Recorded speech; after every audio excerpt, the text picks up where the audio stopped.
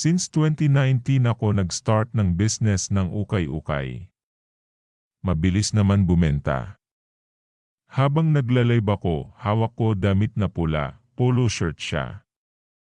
Tanda ko pa yung mga nagko-comment sa baba, sabi nila, ang cute daw ng bata na nasa likod ko. Nagtaka ako kasi mag-isa lang ako sa bahay, nasa sala ako nagla-live noon. Napahinto ako at sabi ko sa kanila, wait lang kasi balak ko hanapin, baka may nakapasok sa bahay nang di ko namamalayan, pero bigo ako makita ang bata. Nagbalik na ako sa pagla-live ko, at may nag-mine na nga sa polo shirt na pula na hawak ko. At kinabukasan inaayos ko na lahat ng package, na ipapadala ko sa lahat ng buyers ko. After 3 days nag-message sa akin yung babae na bumili ng red polo shirt. Sabi sa akin na bakit iba daw ang pinadala ko na damit. Nakita ko sinend niya yung pic. Napaisip ako, baka manloloko si ate, baka gusto padalhan ko din siya. Imposible ako magkamali at wala akong ganon tininda sa pagla-live ko.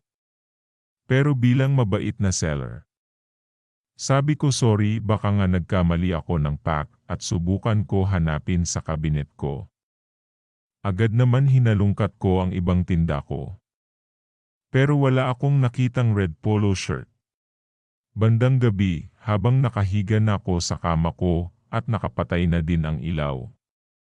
Siyempre cellphone muna ako bago matulog, pero habang paikot-ikot ako sa kama at akma ko kukunin ang kumot para italukbong sa muka ko. Laking gulat ko na hindi kumot ang hawak ko kundi yung polo shirt. Napabalikwas ako bigla. Sabay takbo para buksan agad ang switch at di nga ako nagkakamali, yung polo shirt nga ang nakuha ko. Agad ko itong hinagis sa labas ng kwarto at nilock ang pinto. Bumalik ako sa kama para humiga at di ko na pinatay ang ilaw. Mga 1 oras nakalipas, tipong napapapikit na ako.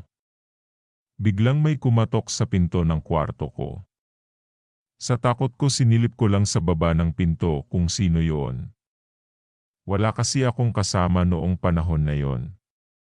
Pagkita ko yung pulang damit parang nagsasayaw, parang nililipad ng hangin, kita ko yung anino at dulo ng damit.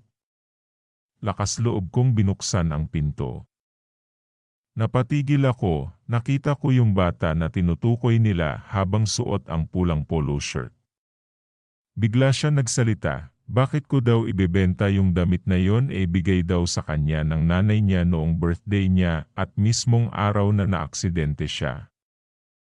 Bigla akong nawalan ng malay.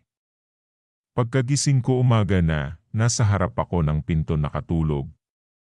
Pagbangon ko nakita ko yung polo shirt ay naging puti na. Napaisip ako baka patay na ang may-ari noon at puro dugo ang polo shirt dahil nga naaksidente ang bata. Inilagay ko sa kahon ang polo shirt at pinagdasal at nilibing ko ng ayos. Simula noon hindi na ako nag-uukay-ukay dahil hindi ko talaga alam kung saan nanggaling mismo ang mga damit. At dyan natatapos ang aking kwento. Sana nagustuhan nyo ang aking short story. Maraming salamat sa mga nanonood kahit small time pa lang tayo. Gagalingan at gagalingan pa natin. Salamat.